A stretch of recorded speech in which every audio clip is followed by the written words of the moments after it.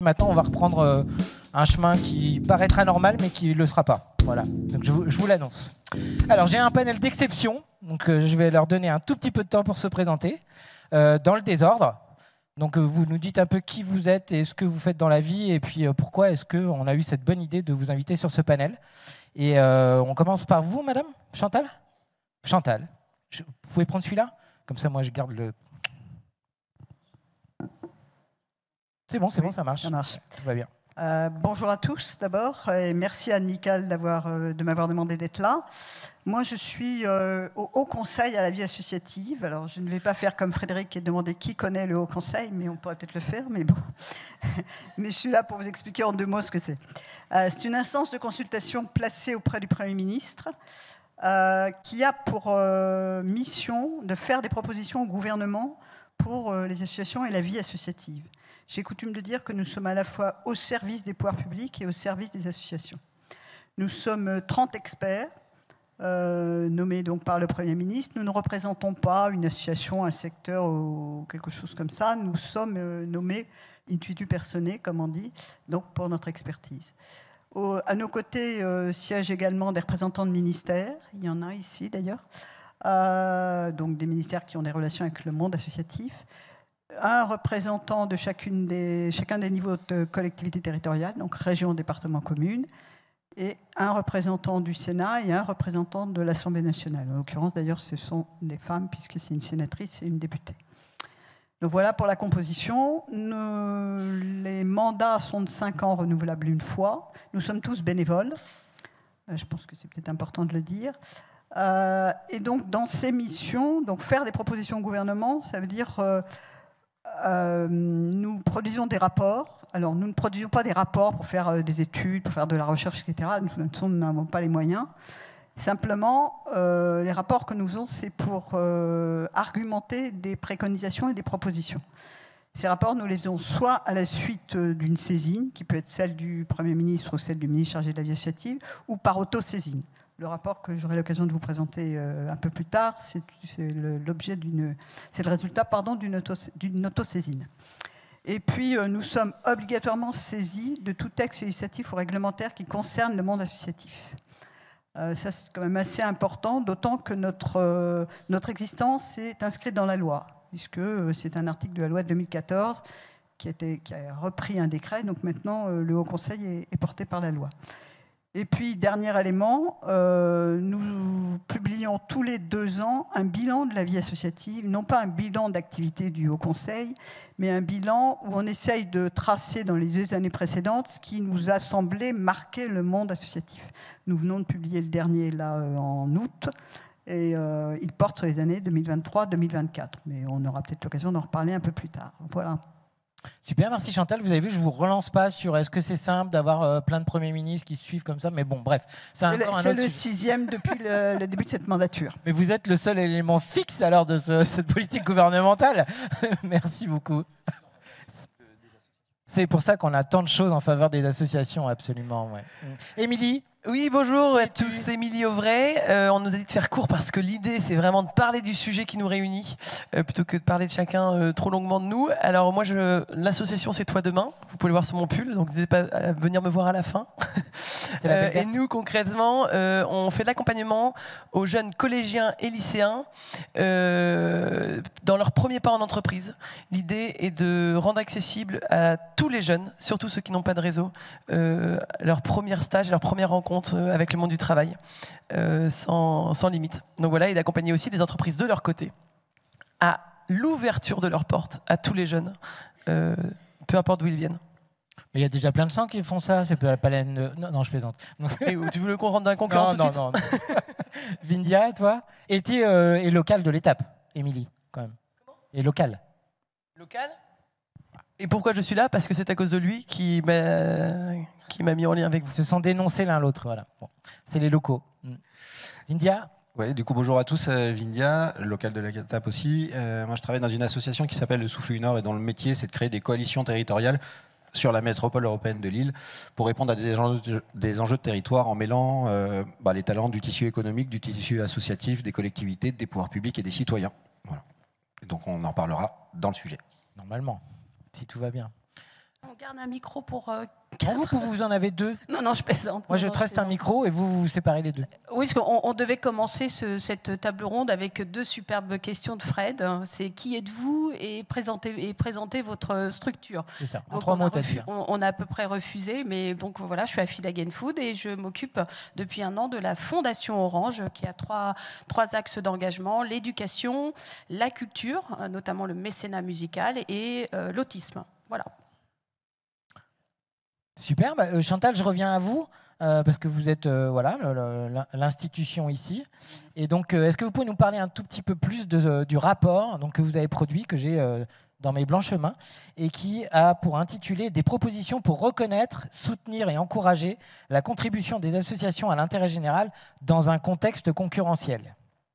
Le titre est long, je vous l'accorde. Non, mais au moins, il est précis. Donc, voilà. Comment elle se manifeste, cette concurrence, du point de vue du HCVA? Qu'est-ce que vous avez pu observer? Qu'est-ce qu'on a pu observer? Alors, ça n'est pas le premier rapport que nous produisons là-dessus. C'est dire qu'effectivement, il faut parfois enfoncer les clous. Qu'est-ce qu'on constate? On constate que finalement, les associations, évidemment, comme chacun sait, elles contribuent à l'intérêt général. Elles n'en ont pas le monopole. Je crois qu'il faut le dire tout de suite. Chacun, pouvoir public, association, d'autres intervenants peuvent avoir à contribuer à l'intérêt général. Simplement, nous, ce que nous demandons, nous, HCVA, pour le monde associatif, c'est qu'on reconnaisse la spécificité de ces acteurs que sont les associations. Et donc, le fait que de les taxer de concurrence n'est pas une bonne idée. C'est-à-dire, je m'explique. Une association qui veut développer des activités, des services ou vendre des produits, elle va donc avoir des activités économiques. Elle le fera aussi parfois pour se donner plus de moyens financiers, puisque vous savez que le discours, il est de dire il faut que ces associations diversifient leur mode de financement, qu'elles hybrident, comme on dit parfois. Or ça, dès que l'association va dépasser un certain seuil, on va lui dire « Ah mais là, ça ne va pas du tout parce que vous êtes en concurrence avec le lucratif. » Et donc, très bien, vous pouvez continuer, mais vous serez fiscalisé et vous n'aurez plus accès au mécénat puisque vous allez perdre votre caractère désintéressé.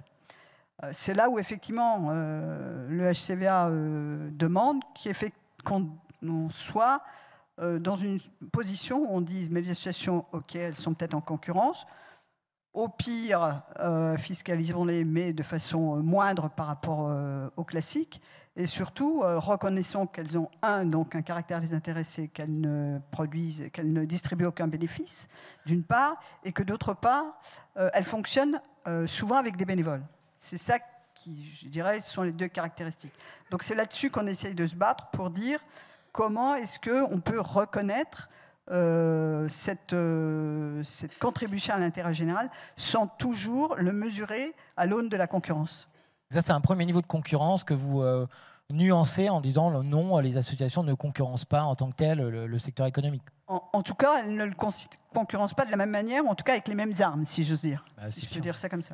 Et d'ailleurs, il y avait eu une étude qui montrait que les revenus liés à des subventions des associations sur ces dernières années avaient baissé de 60%, c'est ça?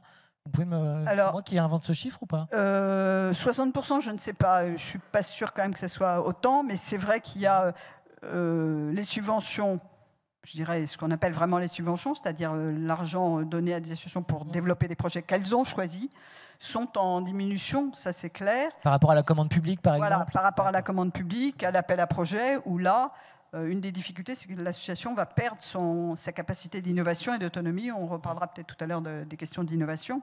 Et donc, du coup, c'est vrai que c'est une difficulté aussi pour le monde associatif.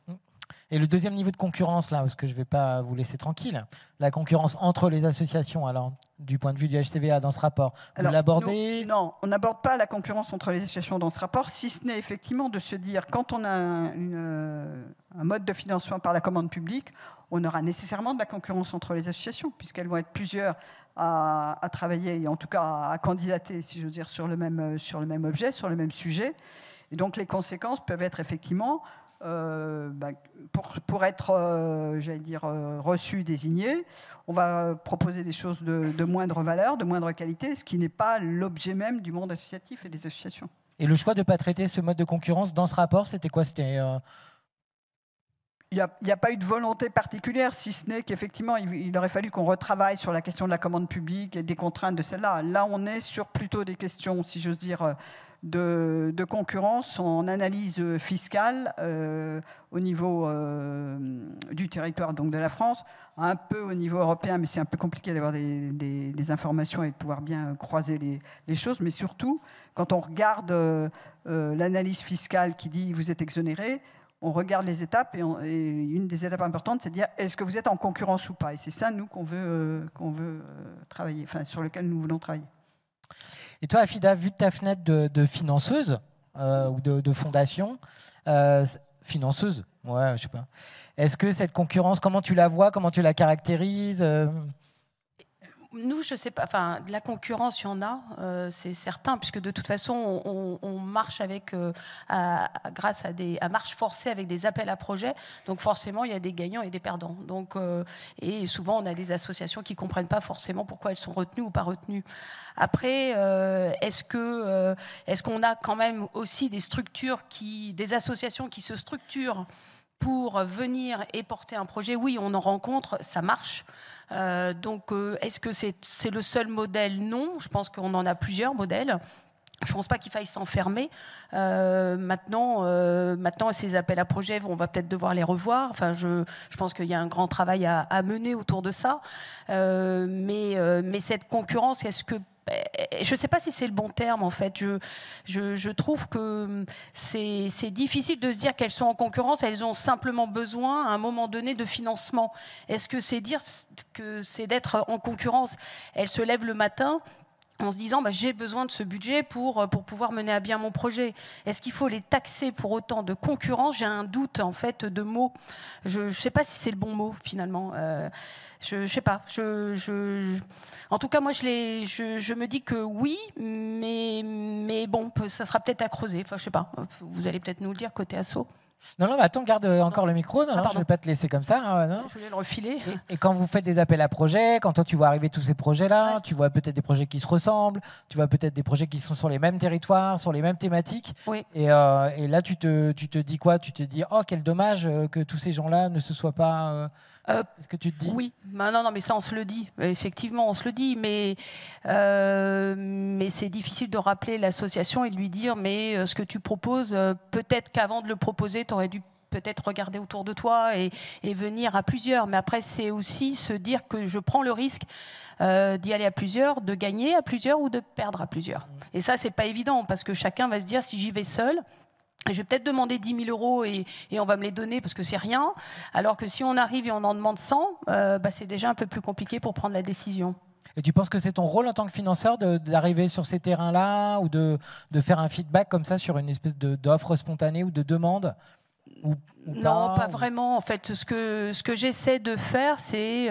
alors, je le fais peut-être plus dans le domaine de la culture, où je me rends compte que parfois, il y a des projets tellement similaires, où je leur dis, écoutez, là, pour le coup, travaillez ensemble, parce que sinon, on ne prendra pas les deux.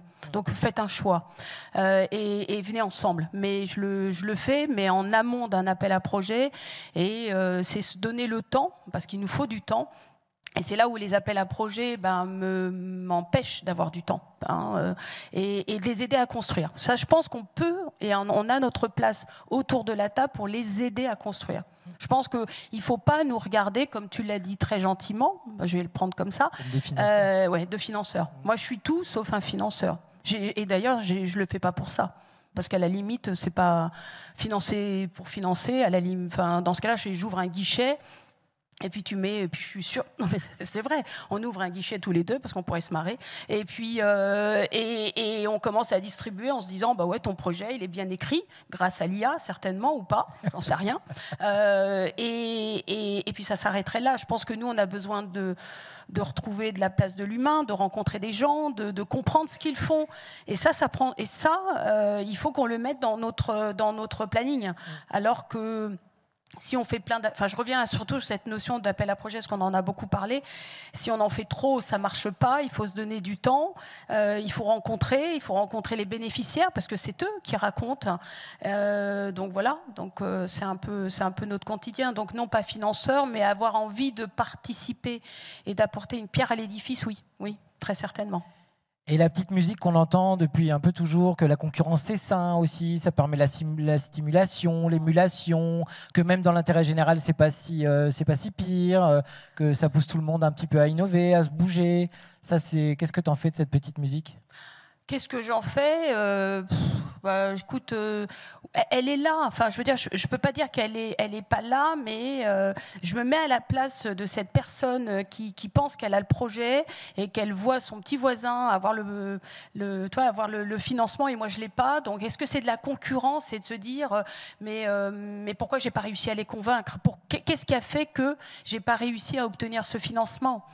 Enfin, tu vois, je le retourne un peu autrement. Je me dis que ces personnes qui portent ces assos et ces projets, elles se lèvent le matin, elles ont, par exemple, dans le domaine de l'éducation, nous, on va vraiment chercher ces gamins qui sont ni dans les écoles, ni dans des structures diplômantes, hein, ou en tout cas apprenantes. Et on se dit comment, à un moment donné, on leur redonne envie.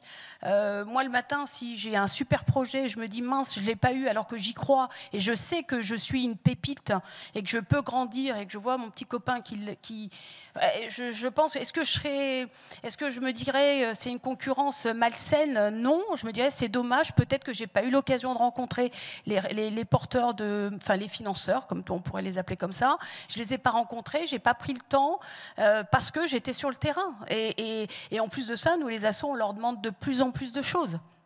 Enfin, je veux dire, on sait qu'on va regarder notre fameux outil Optimail. Hein, il demande plein d'informations et je comprends qu'à la fin, de dire non et de recevoir ce non est compliqué. Est-ce que ça génère de la concurrence, peut-être de l'insatisfaction et de se dire pourquoi je ne l'ai pas eu et pas de l'innovation ou pas de l'émulation? Oui, enfin, je pense que l'émulation, elle est de fait dans les associations. Non, je pense qu'elles sont là pour ça.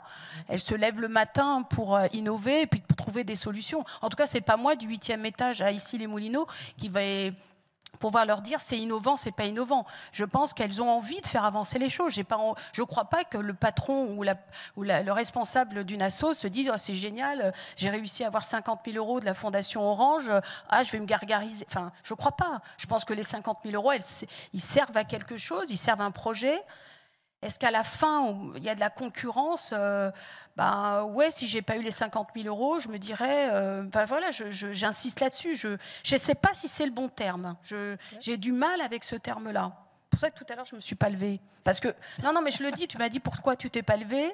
Parce que je suis pas à l'aise avec ce mot. Je me dis que fondamentalement, ils ont besoin de soutien et que bien, on a. Enfin après, j'arrête. Je vais lâcher le micro, mais.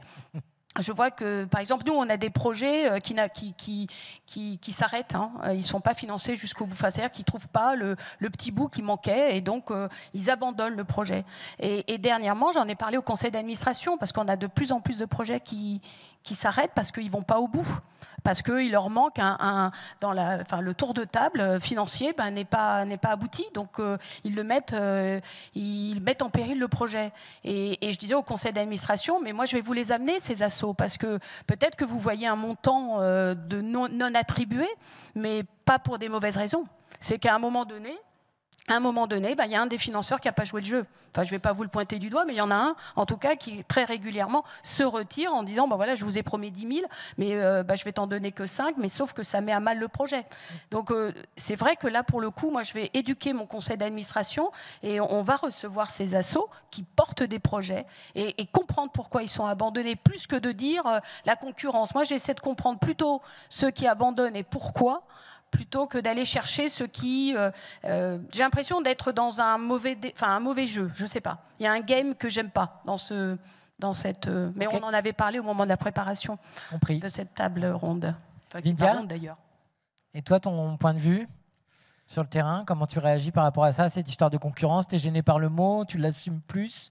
Non, mais moi, je m'en réfère à ce qui a marqué. Le thème, c'est s'unir pour l'intérêt général, c'est vital. Donc, je ne vois pas le mot de concurrence là-dedans. Je pense qu'il faut qu'on... Moi, je pense que, enfin, et là c'est très personnel, mais il faut qu'on change de prisme. Quand on dit s'unir, on parle de quoi? C'est les associations qui doivent s'unir? Moi, je suis pas sûr. Je pense que il n'y a pas des financeurs, des financés, des bénévoles, des participants, des parties prenantes. En fait, tous les gens qui sont engagés dans ce secteur autour de l'intérêt général, ils se lèvent tous les matins avec ce feu profond, intérieur, de dire je veux changer les choses. Qu'on soit financeur, qu'on soit financé, qu'on soit bénévole, qu'on soit partie prenante, qu'on soit un administrateur bénévole, on se lève tous avec cette conviction et cette envie profonde de vouloir changer les choses, de vouloir résoudre des problèmes. Donc en fait, on est unis par ça. Donc en fait, à un moment, l'union, je pense qu'il faut définir de quel périmètre on parle. Quand on dit s'unir pour l'intérêt général, moi j'inclus toutes ces parties prenantes de l'intérêt général. On doit tous ensemble marcher d'un même pas. On doit se rencontrer, on doit se parler. On est dans un modèle qui nous enferme, que personne n'aime bien, un modèle un peu d'asservissement, avec des financeurs, des financés, de la dépendance, de la concurrence sur des financements, des associations qui meurent, d'autres qui se développent hyper fort. C'est pas forcément celles qui ont les meilleures approches, les meilleures solutions. C'est parfois celles qui ont le meilleur réseau. Mais en fait, ça marche pas. C'est pas comme ça qu'on arrivera à re-questionner notre pacte social, parce qu'en fait, on parle de ça. Donc quand on parle de s'unir pour l'intérêt général, moi je pense que, et si on est tous ici dans la salle, c'est qu'on est tous mus par une seule et même envie. Et que ça doit nous rapprocher. Ça doit être ce qui nous fait travailler ensemble. C'est ce qui nous fait dialoguer. C'est ce qui doit nous permettre de reposer le modèle, de dire tiens, qu'est-ce qui ne va pas? Tu perds du temps dans des appels à projets, on perd du temps dans des appels à projets, c'est normal.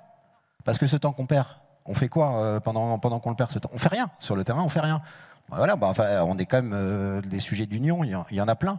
On parlait tout à l'heure sur certains réseaux de financement, sur des appels à projets. Combien d'associations en France ont la capacité de répondre à des appels à projets? Combien d'associations meurent parce qu'elles n'ont juste pas le réseau ou pas la culture de le faire? Et pourtant, elles ont des super solutions sur le terrain.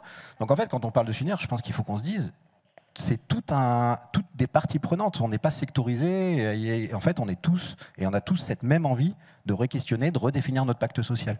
Donc maintenant, on se met tous autour d'une même table, on en discute, on voit ce qui va bien, ce qui ne va pas bien, et on change le modèle. Parce que si les financeurs ils bougent tout seuls, forcément le modèle de financement des assos il va s'effondrer. Si les assos elles bougent toutes seules, le modèle va s'effondrer.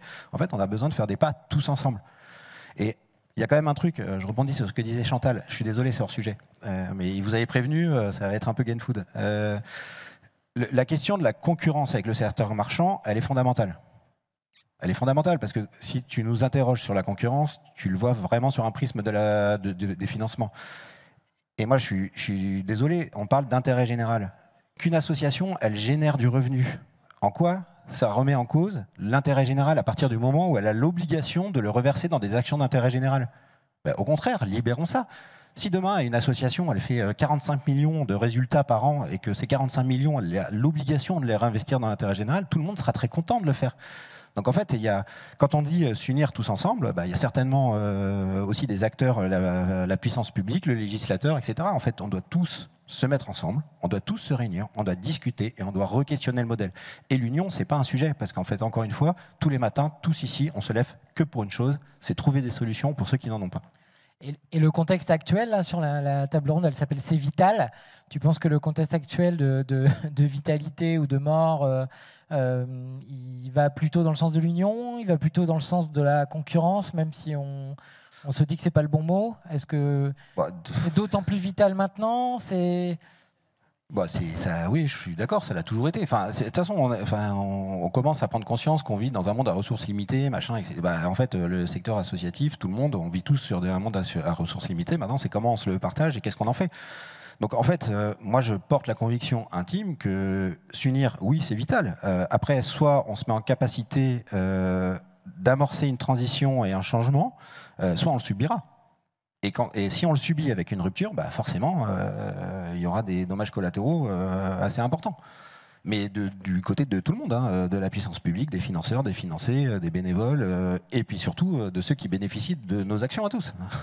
Donc en fait, on va laisser encore plus de monde sur le côté dans cette... Et je ne vais pas vous faire le tableau de la société polarisée, fracturée, l'isolement. On n'a pas besoin. On est tous là parce qu'on a fait ce constat-là. Maintenant, la question de comment on y répond, est-ce qu'on continue à avoir ces logiques de filières, de biais, de choses comme ça, ou est-ce qu'à un moment, on se dit tous ensemble l'intérêt général, peu importe le format, que ce soit des associations, des citoyens, ils ne sont pas forcément formés en association, ils font des choses géniales. Il y a d'autres structures qui ne sont pas forcément associatives, qui font des trucs géniaux. Maintenant, tous ceux qui ont cette même envie de changer notre pacte social et de laisser personne sur le bord de la route, on se met tous autour de la table et on se dit comment on fait. Et Afida parlait d'appel à projet, Chantal a parlé de commande publique. Est-ce que toi, c'est des instruments que c'est comme la démocratie de Churchill, c'est le pire des trucs à comparaison de tous les autres? Est-ce qu'on pourrait s'affranchir de ça? Est-ce que c'est pas est-ce que c'est le verre dans le fruit? Ah ouais, désolé, c'est pour toi. Ouais. Oui, non, mais je prends. J'en parlais avec Alix tout à l'heure qui travaille chez Electrodépôt. On en a parlé aussi avec Afida. C'est pas tout blanc et c'est pas tout noir. Je pense qu'il y a des équilibres à trouver. L'appel à projet, il est nécessaire pour plein de choses. Il y en a qui ont besoin pour se faire connaître, parce que ça fait de la notoriété. Donc savoir qu'on distribue de l'argent, c'est quand même important. Ça permet aussi de canaliser un peu des énergies dans des organisations, etc. En fait, tout n'est pas blanc et noir. Je pense que si tout le secteur associatif se finance à travers des appels à projets, on va droit dans le mur. Parce que ça veut dire que qui décide de l'action sociale ou environnementale, c'est des gens qui sont au 8e étage des bureaux d'Issy-les-Moulineaux, qui sont peut-être un peu moins au courant des problématiques de terrain que les associations, par exemple. C'était une caricature, mais on est un peu là-dessus. Et encore une fois, les appels à projets, ça a des très bonnes vertus, mais je pense que ce n'est pas tout l'un ou tout l'autre. Je pense qu'il faut qu'on arrive à créer des équilibres et que cet argent, et moi, au-delà, je suis désolé, je sais que c'est le mécène forum, mais au-delà du mécénat, je pense qu'il y a un truc beaucoup plus large qui imbrique le mécénat, c'est la philanthropie et la générosité. Dans la philanthropie et la générosité, il y a d'autres leviers que le mécénat. C'est l'ensemble de tous ces leviers-là. Qu'est-ce qu'on en fait? Qu'est-ce qu'on en fait tous ensemble? Émilie? Eh ben oui, hein. Prends les deux micros, va. Tu parles 2 fois plus fort. Non. non, touche pas. Ça marche. Ça marche? Oui, ça marche très bien. Alors, comment tu réagis pour tout ça? C'est quoi ton point de vue? Justement, je me questionnais quand je les écoutais. Ils prennent beaucoup de hauteur et je trouve ça très intéressant. Et il y a un côté un peu idéaliste que j'admire beaucoup. Et moi qui suis sur le terrain du côté associatif, j'ai le côté où je me dis la concurrence quand même. Alors, je suis d'accord avec l'étymologie du mot qui est peut-être pas très bonne. Par contre, je dis que quand même il y en a de la concurrence parce que nous, en tant que porteurs de projet, merde, pourquoi tu l'as dit, hein, pourquoi ils n'ont pas cru en mon projet? Enfin, on a une déception et on veut prouver quand même qu'on est meilleur que l'autre qui fait la même chose que nous. Donc il y a quand même de ça. Et en même temps, bien évidemment, quand on sait que quelqu'un d'autre l'a eu, on dit merde, on l'aurait peut-être fait mieux. On l'aurait peut-être fait mieux, donc on est plus convaincu parce que nous on porte notre projet avec cœur, donc on est sûr qu'on va bien le faire. C'est pas qu'on est contre l'autre, c'est juste qu'on se dit l'autre, peut-être qu'il le fait la même chose que moi, c'est super et je suis ravi pour lui. Par contre, moi je suis tellement convaincu de la manière dont je le fais, entre guillemets, pas parce que je le trouve génial, mais parce qu'on est convaincu, parce qu'on sait ce qu'on fait, on sait ce qu'il y a derrière, on sait la manière dont on gère nos finances, tout ça, donc on sait que c'est propre, donc on est hyper convaincu de ce qu'on fait, donc forcément on est déçu. Donc je pense qu'il y a quand même une forme de concurrence. Par contre, moi je trouve que le sujet, il est un peu... j'ai un peu envie de le décaler et que la concurrence, ouais, elle est là, c'est un fait. Et la petite musique dont tu parlais, je trouve qu'elle est quand même saine parce que si on avait le monopole et qu'on était les seuls à faire, bah, je sais pas, j'augmenterais mes prix, personne n'y verrait rien, enfin, etc. Enfin voilà, il y a un espèce de truc où on ferait un petit peu ce qu'on veut et on serait moins exigeant avec nous-mêmes. Le fait d'avoir de la concurrence, et bah, ça nous pousse à être vraiment exigeant avec notre projet, à le faire le mieux possible, etc. D'être juste dans ce qu'on propose. Par contre, moi, ce qui m'embête dans le côté, enfin, ce que ça vient soulever la concurrence, c'est que pour plaire aux financeurs, je me détourne de mon ADN de départ. C'est-à-dire que, ok, moi, toi, demain, je fais l'accompagnement des jeunes, etc., lycée, collège, point. Et je suis sur les premiers pas avec le monde de l'entreprise. Point.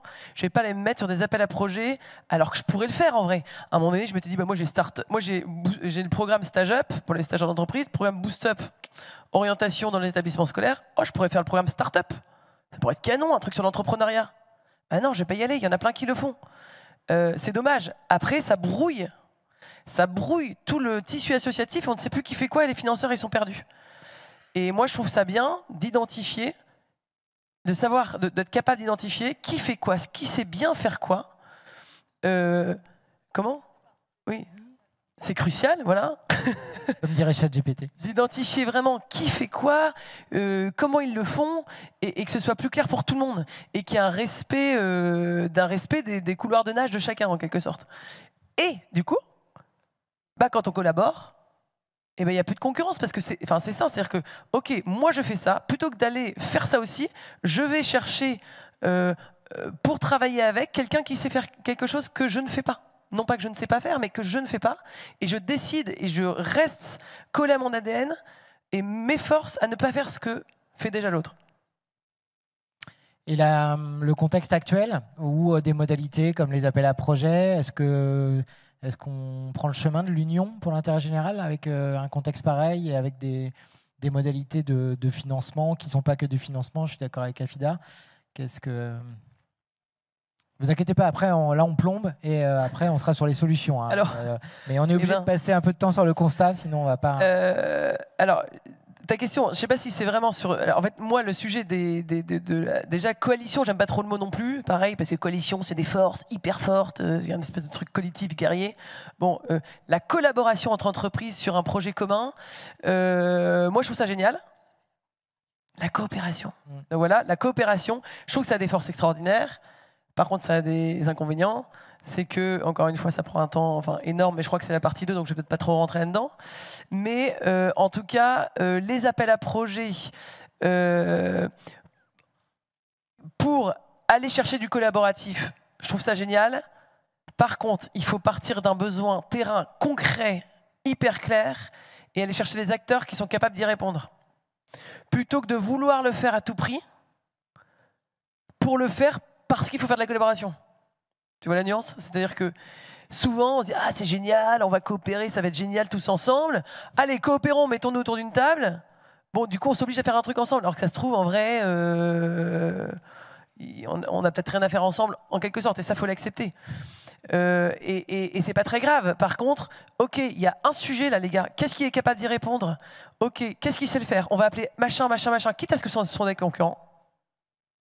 On est peut-être sur des zones territoriales différentes. Peut-être qu'on est au même endroit, mais c'est pas grave, ça fera plus de bénéficiaires. Et comment on unit nos forces sur un besoin concret. Ok. Chantal, comment si je peux vas-y, juste 2 secondes, parce que c'est très très vite. Il y a un truc, parce que dans ce qui est induit, il y a des financeurs qui se mettent ensemble pour financer des coalitions. Parce que c'est pas des coopérations. En fait, la coopération, ça ne se commande pas. Tu ne peux pas commander une coopération. Une coopération que tu commandes, ce n'est pas une coopération. Donc forcément,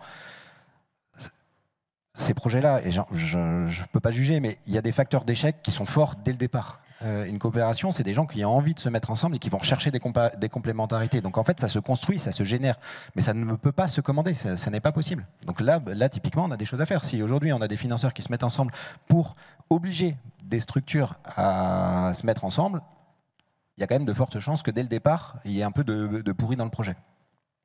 Okay. Chantal, comment vous réagissez quand vous entendez le point de vue de la Fondation Orange et puis 2 acteurs de terrain comme ça? Comment ça vous fait réagir? Sur la question de la concurrence? Sur l'ensemble de ce qui a été évoqué, on a ratissé un petit peu large. Oui, non, mais j'entends bien. Sur la question de la concurrence, je suis d'accord avec vous. Le point de vue qui a été pris par le Haut Conseil, c'est le constat d'une concurrence avec les secteurs privés, les acteurs lucratifs. Ouais. C'est ça la question. Hein. Et si on prend un exemple qui va dans le sens de ce que vous faites, c'est-à-dire qu'une association qui va inventer un projet, un dispositif, peu importe, qui fonctionne bien. Au bout d'un moment, il y a peut-être un acteur lucratif qui va venir. Donc, à ce moment-là, on dira à l'association « Ah ben oui, mais ça ne va plus, vous êtes en concurrence avec l'acteur lucratif. » Donc là, on a bien une question vraiment de concurrence. Ce que vous avez dit là, ça s'applique au non lucratif. Donc, j'entends parfaitement. Hein, et c'est effectivement... je suis assez sensible à ce que vous dites, Émilie, sur... il y a des choses qu'on sait bien faire. On n'a pas forcément besoin de faire ce que fait l'autre. Et mettons-nous ensemble pour faire la continuité, si j'ose dire. Hein, vous parlez là, donc effectivement, les stages de 3e, puis après l'accompagnement à créer une entreprise. Enfin, je saute des étapes, mais peu importe. Je pense que ça, c'est très sain. Là, le point de vue du HCVA, enfin le point de vue, en tout cas, ce qu'a essayé d'étudier et de former des propositions en conséquence, c'est la question, quand vous regardez, alors évidemment, c'est un peu technique, l'analyse lucrative, on est sur la concurrence avec un acteur lucratif. Donc c'est ça qui est la difficulté. Et c'est ça où nous on dit, ok, peut-être qu'un acteur lucratif va venir à côté d'un non lucratif qui aura quand même inventé. Ça, il faut se souvenir de ça. Mais alors, ne fiscalisons pas pour autant celui qui a développé, défriché. On dit souvent que ce sont des défricheurs, et je pense que c'est vrai sur un certain nombre de propositions.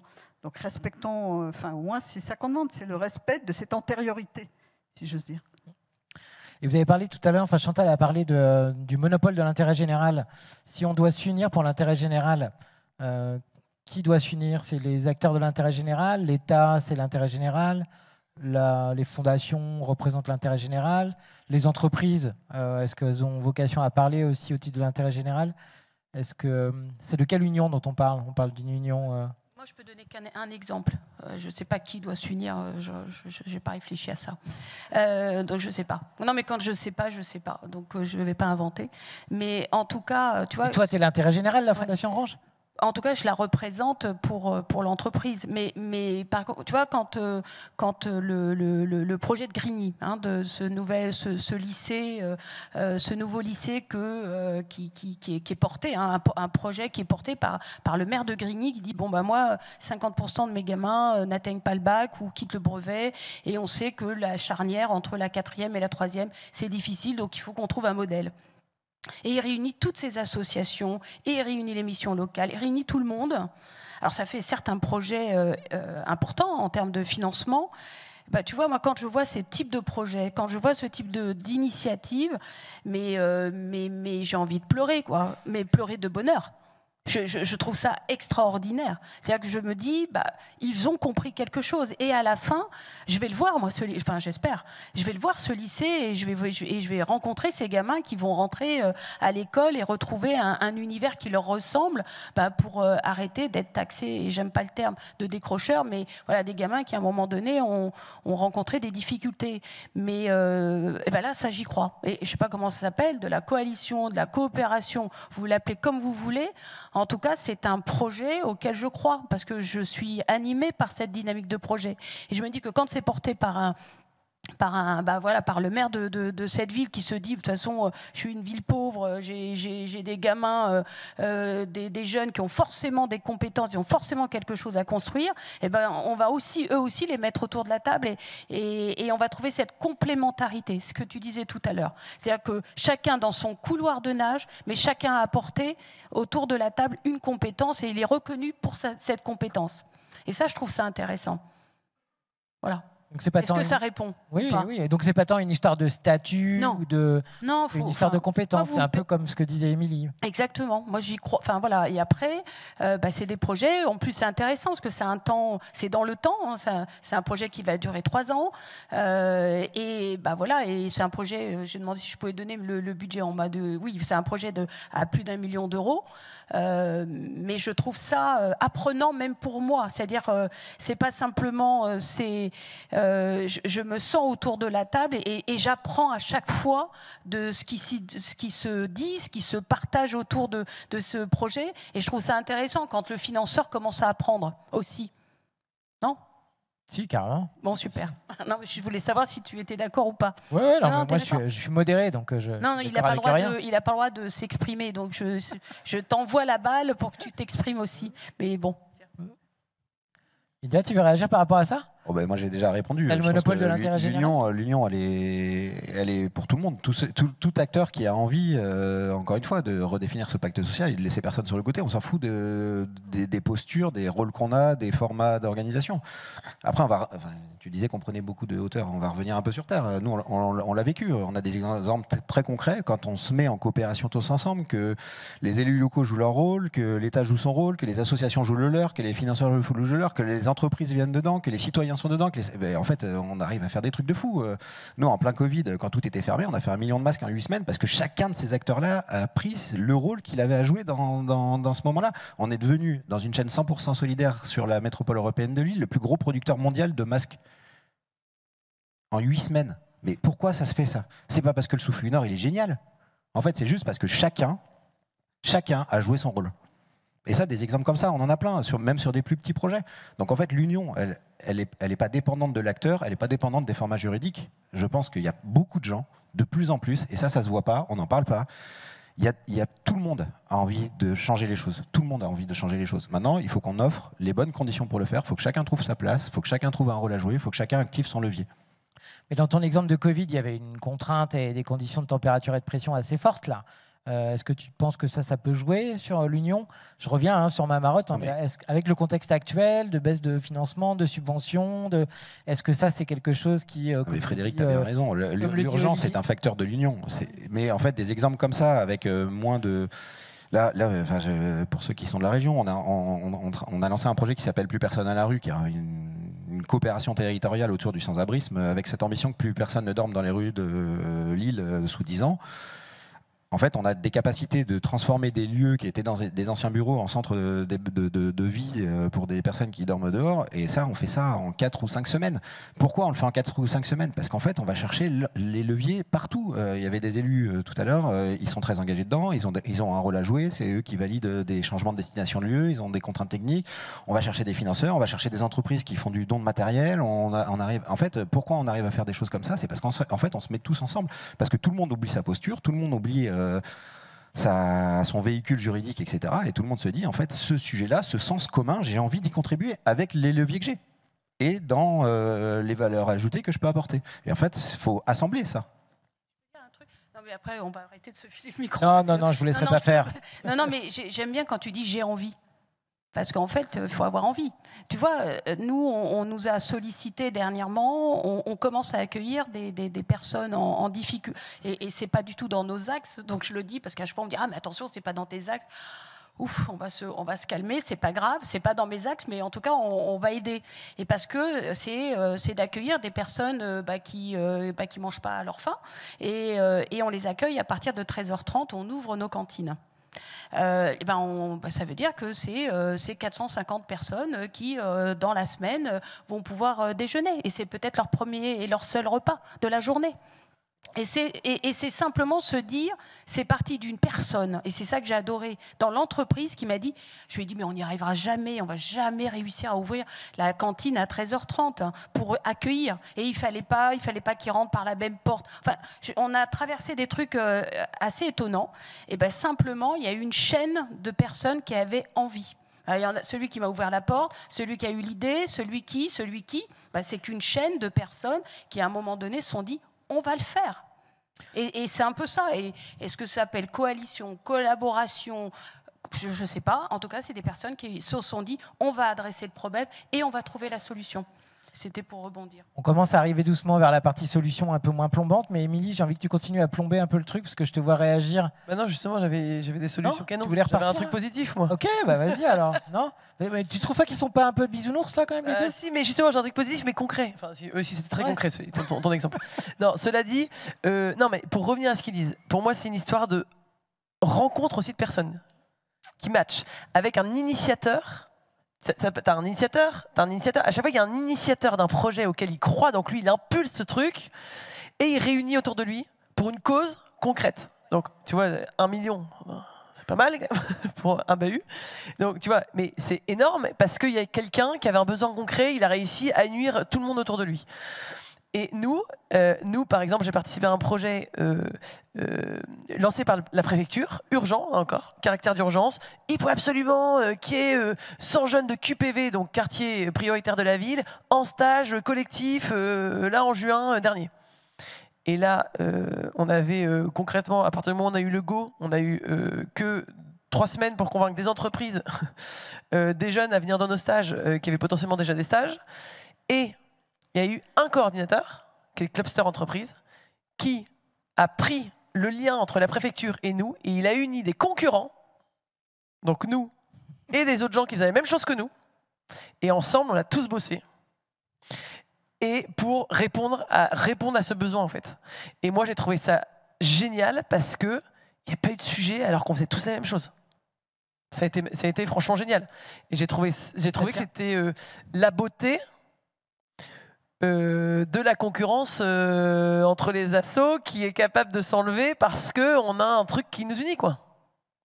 Et la personne, le coordinateur, c'était je reviens parce que souvent on dit que le PFH, le putain de facteur humain, c'est plutôt le problème. Mais toi, vous dites que c'est la solution. Le problème, ça venait de la préfecture qui avait identifié qu'il y a des jeunes qui n'étaient pas en stage et qui, eux, ont dit, hop, ils ont lancé un défi qui a été repris par un coordinateur, mais qui, lui, venait répondre à un appel à projet. Je ne sais pas à quoi il venait répondre, mais il venait répondre à un besoin, en tout cas terrain, et il a uni les acteurs locaux pour pouvoir répondre à ça. Ok. Et donc ça pourrait se généraliser. Tu penses qu'il faut qu'il y ait une commande, un besoin, une intention? Moi, je trouve que quand il y a une commande, une intention, un besoin, je reprends tes mots, et ben, ça marche, quoi. Ça marche. Et puis, je pense que tous, à l'endroit où on connaît quand même globalement les acteurs terrain, et ça, c'est hyper important de les connaître, d'aller à ce genre d'instance pour comprendre qui fait quoi, connaître le maillage associatif local. Et comme ça, quand il y a des besoins, on peut aller toquer aux portes des uns et des autres pour pouvoir les solliciter, pour y répondre. Et qui fait la commande alors? Le financeur, la pouvoir public, les premiers concernés? Qui est-ce qui déclenche le ralliement de l'union? Ça dépend. Ça peut être l'asso qui, elle, dit « Attendez les gars, j'ai entendu ce besoin » qui est venu d'un collège que j'ai rencontré, par exemple, de notre côté, et on essaye de faire intervenir quelqu'un. Ça peut venir de nous, la fois dernière, ça venait de la préfecture qui, elle, a identifié des choses. Enfin, ça peut venir de partout, en fait. Ça peut venir de la personne qui a rencontré un besoin, qui le prend à bras-le-corps, et qui veut y investir du temps. Parce qu'en fait, il y a toujours ça, hein. Il y a la bande passante qu'on a chacun, et la sensibilité par rapport à un sujet ou un autre. Il y a un moment donné, avec notre histoire, qui on est touché quelquefois par tel ou tel sujet. Il y en a qui vont, par exemple, bosser à fond pour les gens les migrants. Il y en a qui vont être à fond sur les sans-abri. Selon le sujet, il y en a qui nous touchent et qui nous donnent un moteur interne qui est énorme et qui peut déplacer des montagnes. Et je pense que ça part toujours d'une personne qui est sensibilisée qui a identifié quelque chose et qui chauffe tout le monde. Ok. Qu'est-ce qu'on aurait d'autre comme clé de succès? Là, on est dans la partie bisounours, là. Dans la partie qu'est-ce qui marche dans la partie, C'est important ce que tu dis, Émilie, et je pense qu'Ala Fidèle a répondu. En fait, le moteur, la commande, elle vient d'où? Elle vient de notre fort intérieur, d'une âme qu'on a, d'un cœur, d'une sensibilité. On a tous des parcours différents, on est sensible à des choses différentes, à des sujets différents, il y a de la place pour tout. En fait, les projets collectifs, je ne sais pas comment on va les appeler, on va inventer des mots. Les projets collectifs qui fonctionnent, c'est ceux qui réunissent des gens qui la soif, l'envie, la sensibilité, la rage de les solutionner. Donc en fait, à un moment, moi je pense que la commande, elle vient du terrain. Nous, les projets qu'on accueille dans le Souffle, c'est ça, c'est des gens qui viennent nous voir, ils nous disent oh là, ça, ce truc, on en a marre et tout. Et en fait, on crée des espaces. Et puis, au début, il y a 2 personnes, après il y en a 10, après il y en a 40, après il y en a 2000. Et en fait, c'est comme ça que les projets naissent. Mais c'est des gens. En fait, la base de la coopération, pour ceux qui ne sont pas des acteurs de la coopération, la base de la coopération telle qu'elle a été théorisée par tous les gens qui se sont intéressés à ça, c'est que la coopération, mais dans la nature, c'est comme ça aussi, ça ne se fait pas entre organisations, ça ne se fait qu'entre des personnes. Donc si on veut faire de la coopération, c'est que des individus qui se mêlent. Il faut être très clair là-dessus. Et ça, pour le coup, toutes les études l'ont prouvé. Donc le moteur, c'est l'individu. Et toi, tu sais faire ça, Afida? Tu sais financer des collectifs de gens qui sont hyper motivés. C'est pas grave s'il n'y a pas d'orga. Tu sais, non mais cantine c'est hors. Alors tu sais tellement parce qu'on parle beaucoup des appels à projets. Oui. Tellement, je me suis dit je vais créer parce que dans les entreprises on a besoin de processus. Hein, on est calé, enfin, on est obligé. Enfin, en même temps, c'est normal. Il faut qu'il y en ait, sinon ça marche pas. En tout cas, et de toute façon, après, on a des audits internes. Enfin bon, je vous raconte pas notre vie, mais c'est quand même pas le plus cool tout le temps. Et eh bien, qu'est-ce que je voulais dire? C'est ça la vieillesse. Je perds mon début. Est-ce que tu sais faire ça, toi, faire des appels à projets collectifs? Non, mais ce que j'ai mis en place, c'est que je me suis dit, je vais créer une procédure pour pouvoir accueillir ces projets hors appel à projets. Maline, et là, vous pouvez l'applaudir. Non, mais parce que sinon c'est pas possible. Et après, il faut avoir la confiance de son conseil d'administration. C'est-à-dire que après, évidemment, comme on prend la décision directement, parce qu'il faut répondre à un sujet. C'est-à-dire que si demain il y a le projet et que le stage de 3e c'est en juin et que moi je lui réponds et je lui dis non ma petite dame, l'appel à projet est le mois de septembre. Et puis on vous répondra au mois de décembre. Ça c'est pas possible. Donc selon le projet et l'urgence, on est capable d'y répondre. Mais pareil, hein, on parle de beaucoup d'associations entre elles, mais et je donnerai pas le nom de cette fondation parce que la personne se reconnaîtra. Il y a aussi, moi je trouve qu'il y a des fondations, parfois, je les sais très avancées sur un sujet ou une problématique, comme tu parlais tout à l'heure de couloir de nage. Et je lui disais, ce qui serait intéressant aussi, c'est que si moi c'est un sujet sur lequel j'ai envie d'avancer, au lieu de repartir à zéro, hein, et de dire ah bah alors moi fondation je vais être innovante, je vais trouver le projet et je vais créer ma cohorte d'associations autour de moi, on va réfléchir ensemble, blablabla.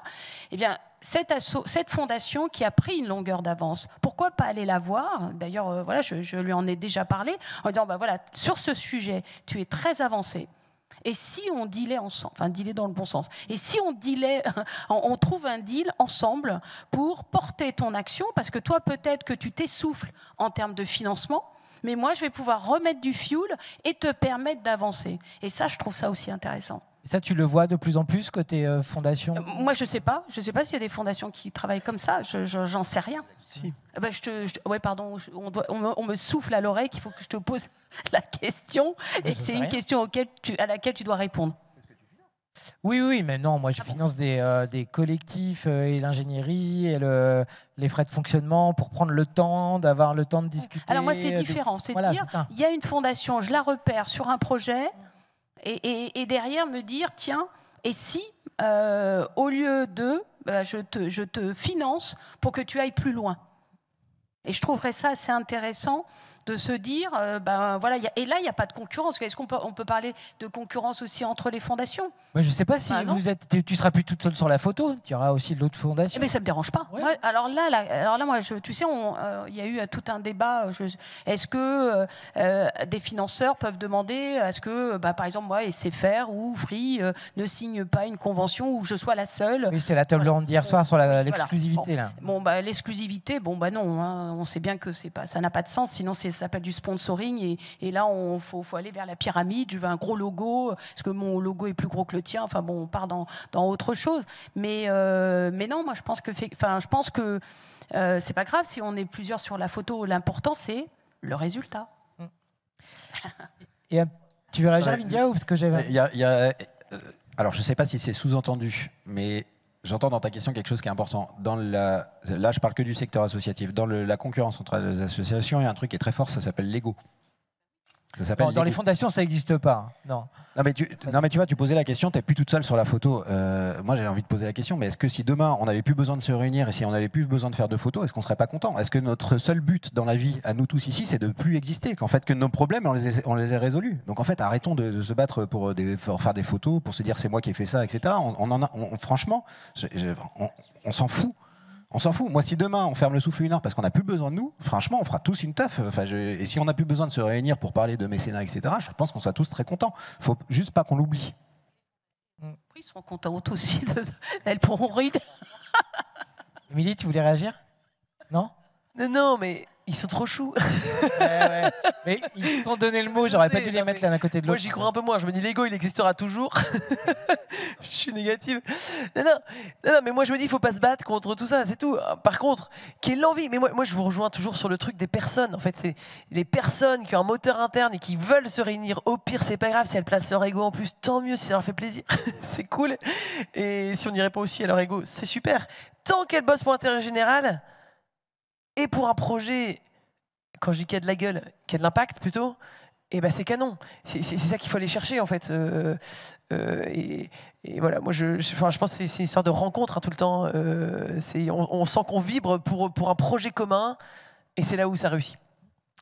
Je voudrais qu'on creuse maintenant deux choses. Est-ce que vous pensez que les financeurs, entre guillemets, sont plus mûrs pour collaborer ensemble et pour s'unir pour l'intérêt général plutôt que les opérateurs de terrain ou je sais pas, ou l'État et me faites pas le coup des bisounours, mais non, on est tous frères, on est tous unis en même temps et tout ça. Chantal, vous en pensez quoi, vous? Vous pensez qu'il y a une... On commence par Chantal.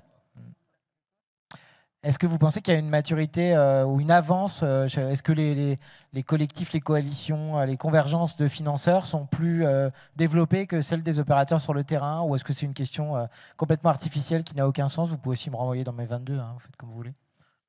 Je ne sais pas effectivement s'il y a autant, oui, autant de... Enfin, comment dire? Moi, ce que j'entends dans tout ce que vous venez de dire, ce qui est important, c'est que tout le monde soit autour de la table. Pour un projet commun, c'est évident, mais tout le monde autour de la table, et ça, je veux dire, on le retrouve y compris sur des sujets qui concernent directement le HCVA. Nous, on dit, si chacun travaille dans son coin, on est chacun sur des parallèles et on ne se rencontrera jamais. Donc c'est ça, c'est être autour de la table. Après, j'ai entendu l'initiative sur les stages de troisième, où finalement les pouvoirs publics étaient aussi à la manœuvre, si je veux dire. Et ça, c'est plutôt bien, quoi. Parce que je pense que dans le monde associatif ou même dans les fondations, on a tendance à voir les pouvoirs publics d'un côté et les associations de l'autre, pour des tas de raisons, bonnes ou mauvaises d'ailleurs. Bon. Alors qu'en fait, ce qu'il faudrait, c'est qu'effectivement chacun s'apprivoise, si j'ose dire, quelque part. Et il me semble que sur ce sujet-là, on a besoin de retrouver de la confiance entre les pouvoirs publics et les associations pour qu'effectivement tout le monde se mette autour de la table, parce que voilà, on voit bien la situation telle qu'elle est aujourd'hui. On a besoin d'être tous ensemble pour avancer. Donc, mais je pense qu'il y a un problème aussi de confiance. Allez, pourri, ma question, vous voulez pas y répondre? Parce que j'ai une autre derrière. Elle est géniale, merci. Non, mais moi, je rebondis sur ce que dit Chantal. En fait, nos luttes, à tous ici, elles sont sur le terrain, elles sont au service de personne. Elles ne sont pas entre nous. On ne lutte pas contre l'État, contre les pouvoirs publics, on ne lutte pas contre les financeurs, on ne lutte pas entre les assos. Nos luttes, elles ne sont pas là. Donc il faut qu'on arrive à l'éradiquer. Notre énergie, elle n'est pas à mettre là. Donc il n'y en a pas un qui est plus en avance que l'autre et tout ça, quoi. Bon, alors j'en ai une autre question. Mais c'est même pas la question, en fait. Ça ne solutionnera rien, on s'en fout. Mettons-nous tous ensemble. Moi, je réponds à l'appel de Chantal et je vais dans son bureau. On va se mettre tous ensemble et nos luttes, elles sont, encore une fois, au service des personnes qui en ont besoin, pas entre nous.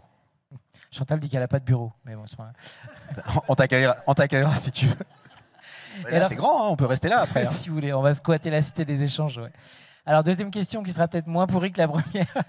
La bonne maille pour s'unir, c'est quoi la bonne maille? C'est la thématique, c'est le territoire, c'est la chaîne de valeur, c'est le besoin, parce que, ok, on est tous des bisounours, on va tous s'unir, c'est vital, on est tous frères, mais c'est quoi la bonne maille? Non, on n'a pas dit qu'on allait tous s'unir. Ah bon, d'accord. Non, mais attends, il y a des assos, elles font très bien toutes seules. Elles n'ont pas besoin, il faut les laisser tranquilles. Enfin, je veux dire, heureusement. Et c'est comme ça qu'on les attrape avec les appels à projets. Parce que sinon, on va les tuer. Enfin, je veux dire, si on est tous en coalition et il faut qu'on soit à 100 autour de la table, et il y a des petites pépites et il faut continuer. Donc ça, moi, je pense que non. C'est pas contradictoire de coopérer et d'avoir des gens qui passent à l'échelle. Non. Mais puis surtout, cette petite pépite, peut-être qu'elle va grandir et peut-être qu'à un moment, elle aura besoin de se connecter aux autres en disant, là, je ne peux pas aller plus loin. Parce que les financements, aidez-moi. Et c'est là où il faudrait qu'elle soit... ce serait intéressant, c'est qu'elle aille voir son petit voisin en disant aide-moi parce que je suis à toc, je sais pas faire plus. Et pourtant, il a le projet. Donc cela, il faut continuer. Ah non, mais Fred, je pense que tu oses de la... Mais non, il faut continuer. Après, et après, il faut peut-être arrêter de se dire l'ego des fondations, je ne sais pas, oui, il y en a certainement, mais il faut peut-être arrêter de les classer, il faut peut-être arrêter de nous demander chaque année combien de budget on met. Est-ce que c'est au poids du budget? Moi, je connais des petites structures, des petites fondations qui font un travail extraordinaire.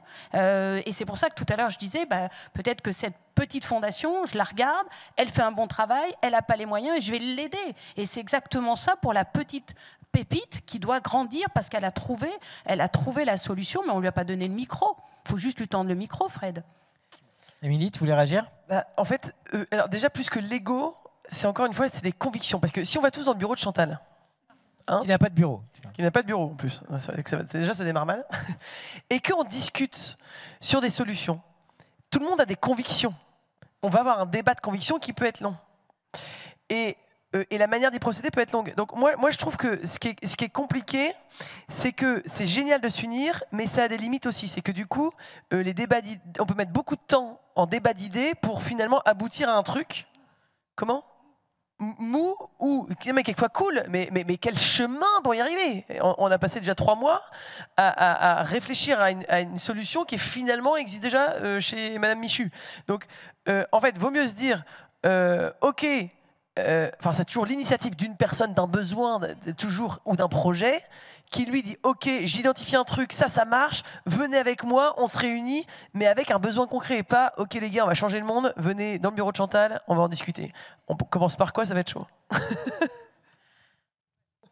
Tu veux réagir? C'est quoi la bonne maille pour l'union même?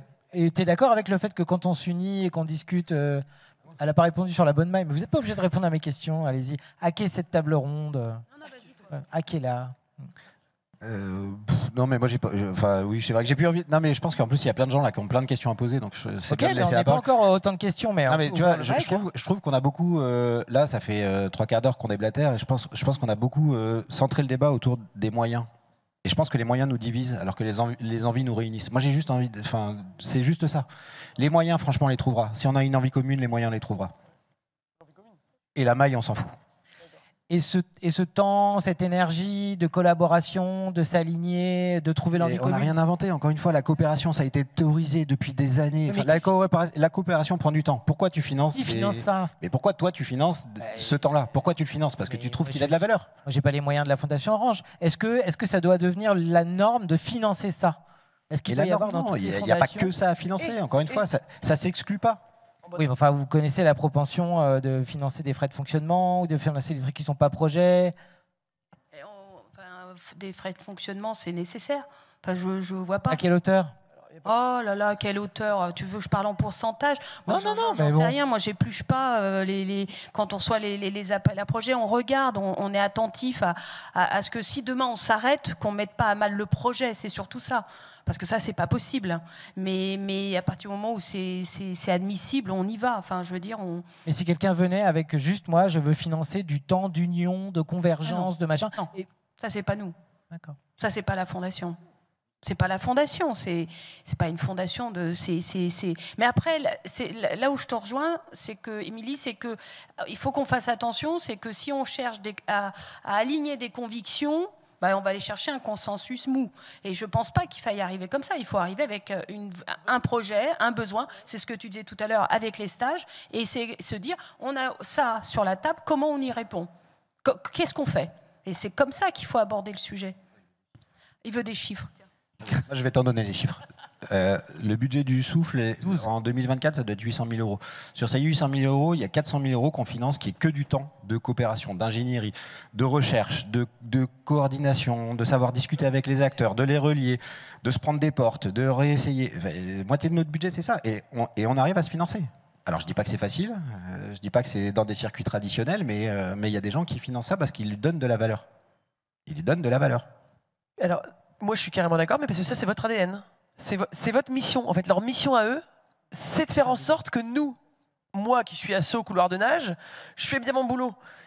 Je dois coopérer avec des gens comme ça qui me coordonnent sur un projet que eux ont impulsé.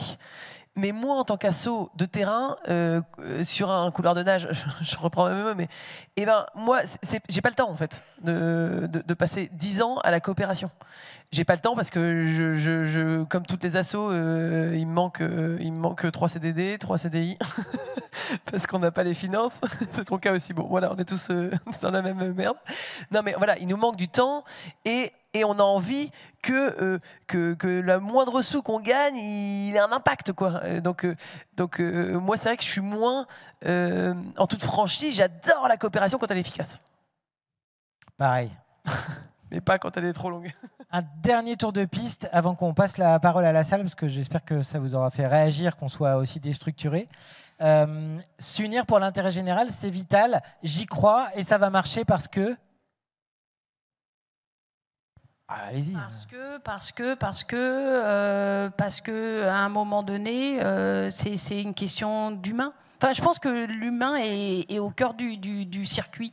Et je crois que c'est pas simplement, c'est pas des slides, c'est pas un pauvre doc Word. Je pense qu'il y a une question de fibre humaine au démarrage. Et ça, j'y crois énormément. Enfin, je veux dire, le matin, tu te lèves et tu te dis, ah, j'ai envie de faire ça. Et j'y crois énormément. Et c'est tout. C'est comme ça que ça avancera. Sinon, bah, c'est mort. Enfin, sinon, voilà. Je pense que c'est... Voilà. Milly? S'unir pour l'intérêt général, c'est vital. Ça marchera si l'un d'entre nous nous réunit et chacun d'entre nous peut nous réunir. C'était clair? On n'a rien Vous avez compris ou pas? Non, si, tu peux tromper 1000 fois une personne. Ouais. Voilà. Non, Tu vois? Non, t'avais invité pour Non, être mais la ça terre veut à dire terre. que... Donc c'est vital. Si quelqu'un, quand je dis quelqu'un, c'est volontaire, hein, quelqu'un nous réunit sur un projet, et ce quelqu'un peut être chacun d'entre nous.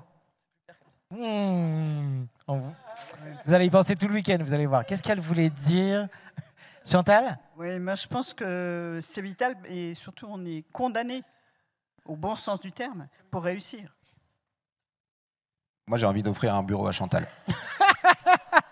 On va lancer un crowdfunding pour vous offrir un bureau, Chantal, bénévole. Super. Est-ce que le micro est susceptible de bouger dans la salle? Super, génial. Est-ce que ça vous a fait réagir? Est-ce que vous voulez faire réagir nos panélistes? Est-ce que vous avez un témoignage rapide pour qu'on en ait plusieurs? Qui veut parler de l'union? Pourquoi c'est vital?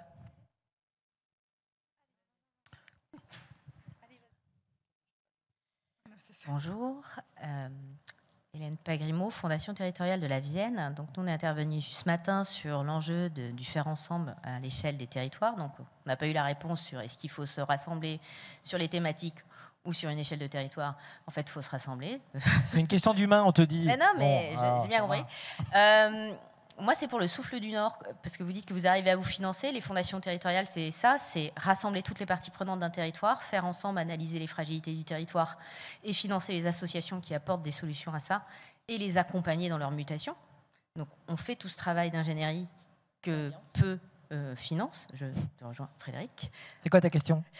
Ma question, c'est comment vous avez fait, Souffle du Nord, pour arriver à faire ça? On veut ta secret Et sauce, vous mec. financer, et voilà, parce que je pense que c'est hyper chouette ce que vous faites. Donc, Mais merci pour ta question, parce qu'en plus, du coup, ça me permet quand même de répondre à la question de l'échelle, et tu m'en fais prendre conscience. La bonne échelle, c'est l'échelle de la rencontre, c'est le lien humain. En fait, nous, on agit avec des gens qu'on rencontre et qu'on voit.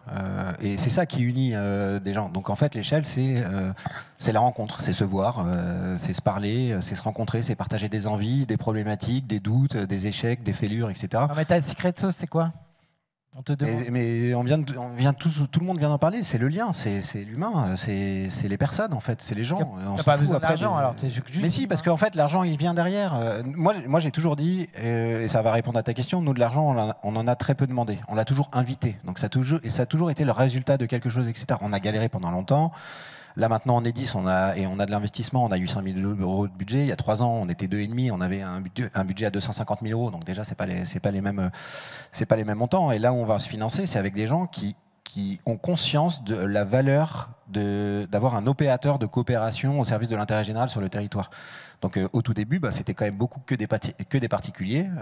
On n'avait pas de financeurs institutionnels, je veux dire, forcément en fait, hein, parce que des gens qui donnent de la valeur à ça il y a 4 ans, alors on commence à en avoir maintenant, hein, qui ont compris que ça se finançait, mais il y a 4 ans, il y en avait très peu.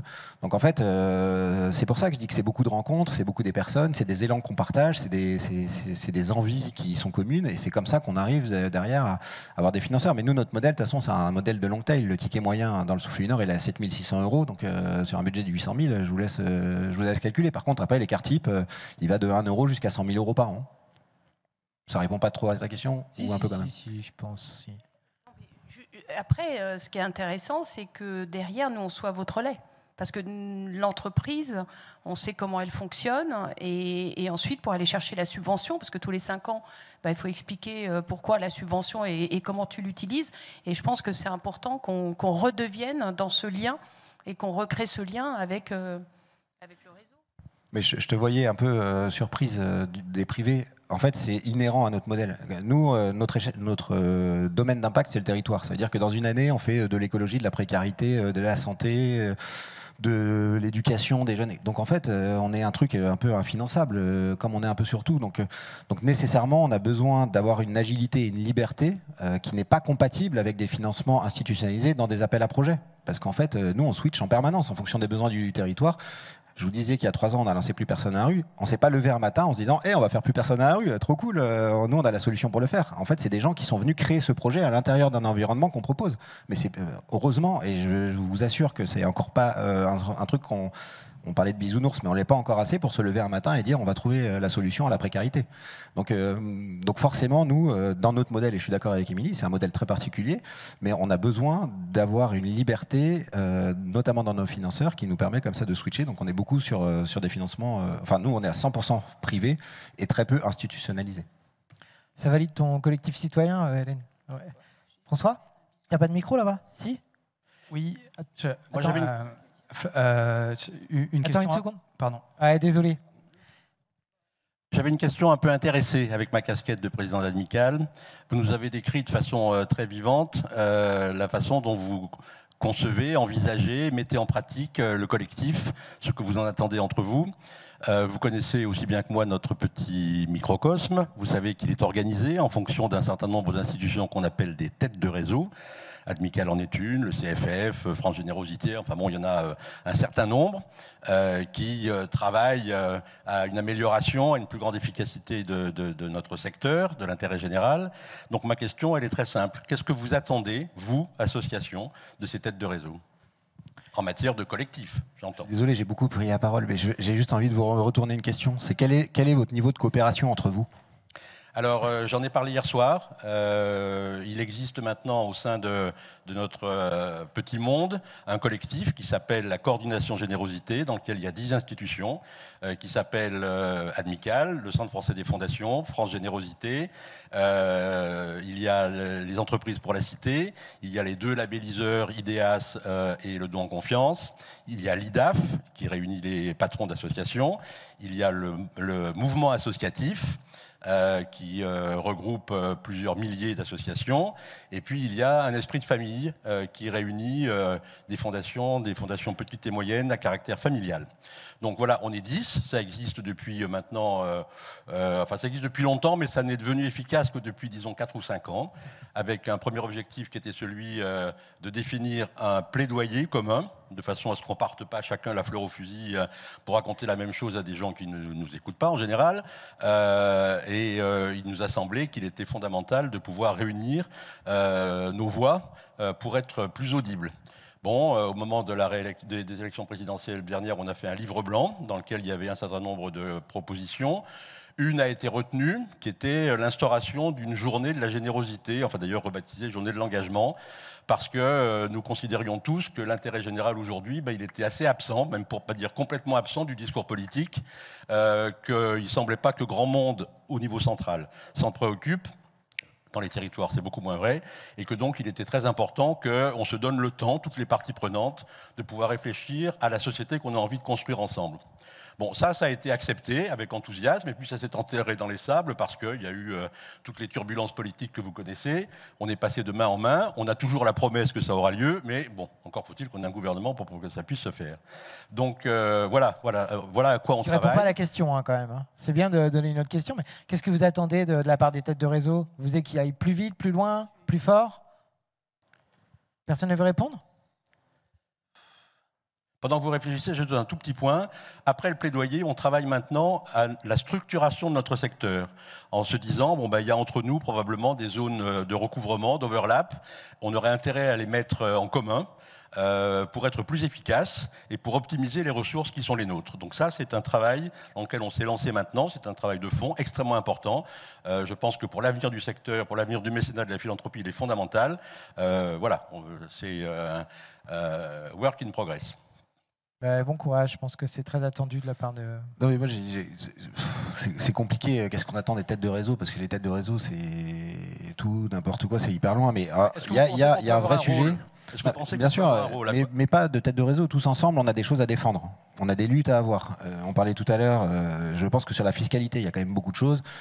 On attaque régulièrement le mécénat, vous êtes bien placé pour le savoir, oui. Ça arrive tous les ans, on dit toujours c'est une niche fiscale, c'est des cadeaux, etc. Faut quand même, si on regarde le tableau global de la fiscalité, on est d'accord que les entreprises récupèrent quelque chose, mais les assos, d'intérêt général ne récupère pas la TVA. On paye aussi des taxes sur les salaires.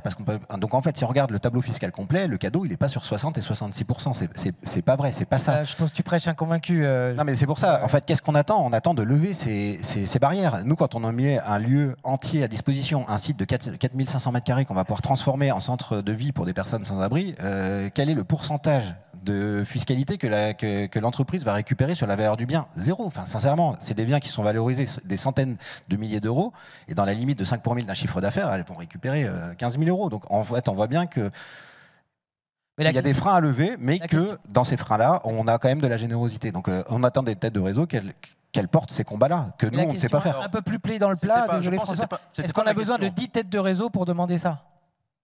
C'était la question que je posais. D'accord, mais tu n'as pas de réponse. Je pense que j'ai répondu en partie, et ce n'était pas ma question. Hein. Ma question, c'était sur le travail collectif, donc sur des thèmes, sur des territoires. Enfin bon, vous avez dit que ce n'est pas le sujet, je peux comprendre qu'on réponde ça, mais est-ce que vous pensez qu'à ce niveau-là, les têtes de réseau peuvent vous apporter quelque chose, permettre un collectif plus important, permettre des regroupements, susciter éventuellement des recrutements?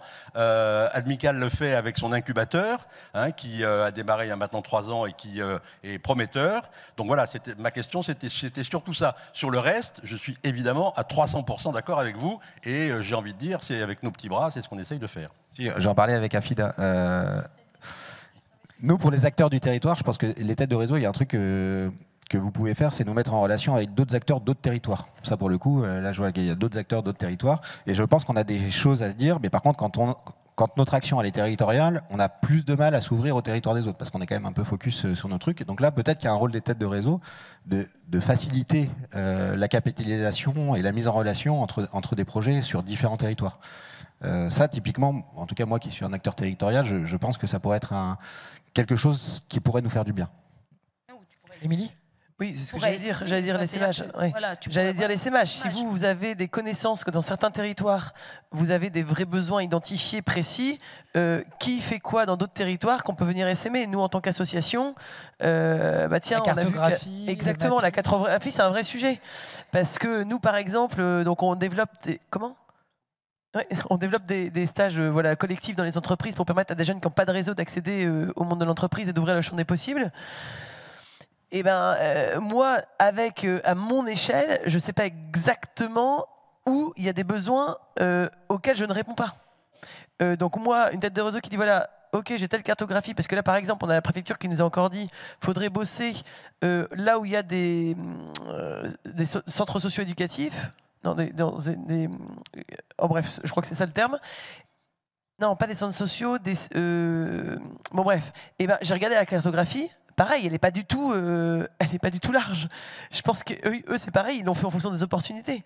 Et c'est comment, vous, en tant que tête de réseau, il y a des zones vraiment pas couvertes, qu'est-ce qui est capable d'aller, comment on unit nos forces pour aller répondre à ce besoin-là, quoi. Ok. En partant de besoins de terrain, quoi, toujours, en fait. Court et concret. Ouais, une piste de réflexion, mais qui s'inscrit dans la réflexion de François. Je crois qu'il y a un angle mort. Moi, je suis un amoureux de la relation individuelle, au cœur de la coopération, etc. Ça fait partie de la création de valeur associative. Mais rabattre la question de la coopération uniquement à des histoires individuelles, pour moi, ça invisibilise une chose, c'est les enjeux de stratégie, d'alliance, et qui sont portés par les gouvernances. Donc là, il y avait les témoignages de dirigeants associatifs, mais du coup, c'était aussi une question. Et vos gouvernances dans tout ça, comment elles portent la question? Nous, on vient de soutenir une recherche portée par IDEAS qui indique qu'il y a une fragilité aujourd'hui dans les gouvernances associatives, qui est cette question de la stratégie d'alliance. Donc là, un chantier pour les têtes de réseau, ça serait peut-être d'impulser la question de la place des stratégies d'alliance dans les gouvernances pour penser simple, pas simplement coopération, pardon, c'est un peu poil à gratter, mais pas simplement coopération et relations entre individus, mais aussi chaîne de valeur, tu le disais Frédéric, chaîne de valeur entre des organisations. Et oui, la coopération entre des organisations, ça existe aussi, c'est pas qu'une question de relations individuelles, et ça s'appelle la chaîne de valeur et ça s'appelle les stratégies d'alliance. Merci. Qui veut réagir à ça? Parce qu'avec votre facteur humain, là, vous avez oublié les organisations. Hein? On est des bisounours. On nous a dit qu'on était. Non, mais toi, tu as une gouvernance, tu as parlé de ton conseil d'administration. Oui, mais. Est-ce que ton conseil d'administration, il discute avec le conseil d'administration de Free, de SFR, pour faire des coalitions, je sais pas quoi? Sur ces questions-là, non. Bah non. Non. Ou avec d'autres gens dans l'écosystème, pas forcément que les concurrents, entre guillemets. Mais non, je pense. Enfin, je leur poserai la question, mais non, franchement, j'y crois pas. Et toi, demain, Souffle du Nord, justement, nous... c'est le problème ou c'est la solution? Ah bah non, nous, je vais vous dire, moi, j'ai aucun... Enfin, si j'ai un organe de gouvernance, évidemment, parce que c'est légal, mais concrètement, on est hyper libre. Nous, on n'a aucune stratégie et d'ailleurs peut-être pas assez, hein, parce que je me rends compte qu'on va pas chercher assez de sous. Peut-être qu'il faudrait qu'on soit plus stratégique. Donc on est assez libre, nous, dans notre gouvernance, parce que moi, je suis la fondatrice et en plus, je suis directrice générale, enfin déléguée générale, vous l'appelez comme vous voulez. Et du coup, forcément, dans ces cas-là, quand la gouvernance est comme ça, le conseil d'administration a beaucoup moins de poids, on le sait bien, quand c'est les fondateurs qui sont aux manettes entre guillemets opérationnelles. Donc nous, forcément, quoi ? Chantal va peut-être pas être content. Non mais du coup, moi c'est vrai que on est peut-être peut-être particulier, mais je pense qu'il y a beaucoup d'assos dans mon cas qui sont assez indépendantes. Donc on n'est pas rattaché à un système, un organe politique ou à même un réseau, en fait, finalement. On est hyper libre. Et c'est notre force, et on veut le rester d'ailleurs. C'est quelque chose qui nous tient beaucoup à cœur. Parce qu'on veut que les choses, enfin, que les actions qu'on mène, elles soient vraiment en réponse à nos convictions de ce qu'on voit sur le terrain, et ça nous fait vibrer au quotidien. Et voilà, ça nous tient à cœur. Donc je sais pas si je réponds vraiment à la question, mais non, mais quand tu fais des choses avec d'autres gens, bah ok, toi t'es la fondatrice. Je suis pas stratégique. Je pars du projet en fait. Enfin, non mais si, sincèrement, moi alors en toute franchise, quelquefois oui, stratégique pour la visibilité. Moi, je me mets dans des projets quelquefois je vais à des endroits, je mets à des projets pour être visible et pour exister et avoir de la crédibilité dans le monde associatif. Sinon, on ne me connaît pas, on ne me voit pas, on ne sait pas qui je suis, et du coup, je ne suis pas financé. India, sur les gouvernances, tu veux... Non ? Rien de plus. Fred ? Liberté totale. Fred ? Oui ? Je suis là. Yann ? Oui. Ouais. Ah, t'as reconnu ma voix, dis donc. Ah oui, bien sûr, ta voix suave. Non, c'est juste pour dire, si vous allez sur le site du Mécène Forum, à la place de l'onglet billetterie, vous avez maintenant l'onglet carto collectif. Bon, ça, c'est un des rôles, c'est concret. On a fait une carto, ça nous a pris 3 mois à 1 personne et demie. Ça fait, je pense, que des années qu'on attendait ça. Bon, voilà, elle est imparfaite, mais allez la voir, je vous prie. Il y a plus de 50 formes de collectifs. C'est sur tout le territoire français.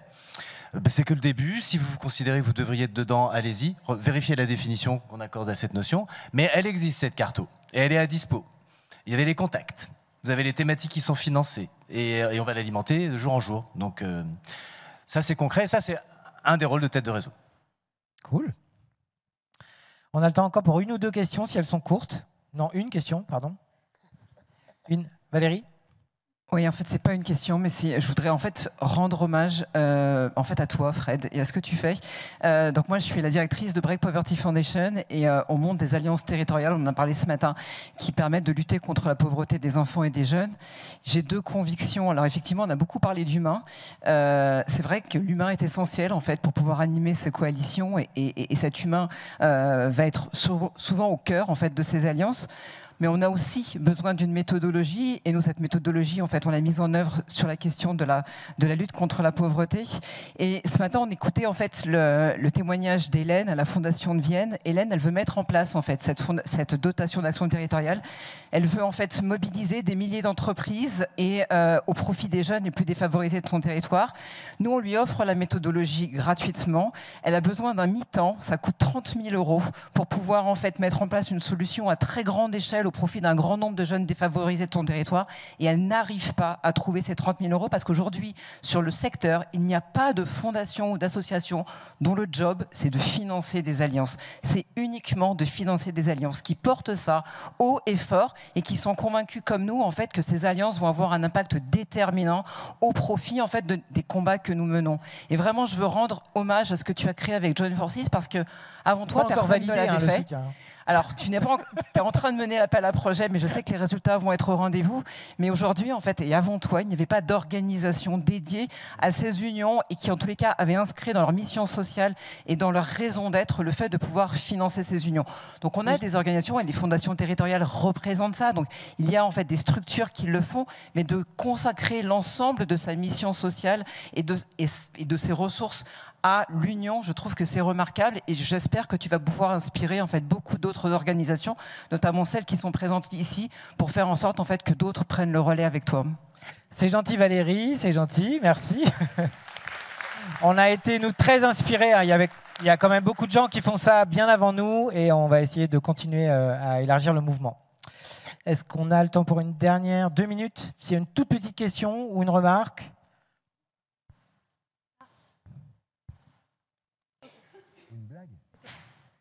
C'était pas si pire, non? Ou une blague? Ah oui. Alors, une blague drôle, alors. Fanny, de la Fondation Territoriale 44. Oui. C'est plutôt un témoignage, apporter un complément sur ces coopérations, qui est aussi peut-être un autre rôle que je trouve que j'ai pas assez entendu, c'est de créer de l'interconnaissance entre ces parties prenantes, entre les entreprises, les assos, les collectivités, pour apprendre à se connaître, à créer ce lien de confiance et agir différemment sur un territoire. Et c'est un mot que je suis obligée de placer, c'est de créer de l'approche systémique pour changer le système et que demain, on ait peut-être moins besoin d'argent et qu'on sache mieux agir ensemble localement. Voilà. Quel beau mot de la fin. Vous pouvez l'applaudir, oui. Merci, chers panélistes, pour ce panel un peu déstructuré. Et voilà, je vous souhaite une bonne suite de Mécène Forum.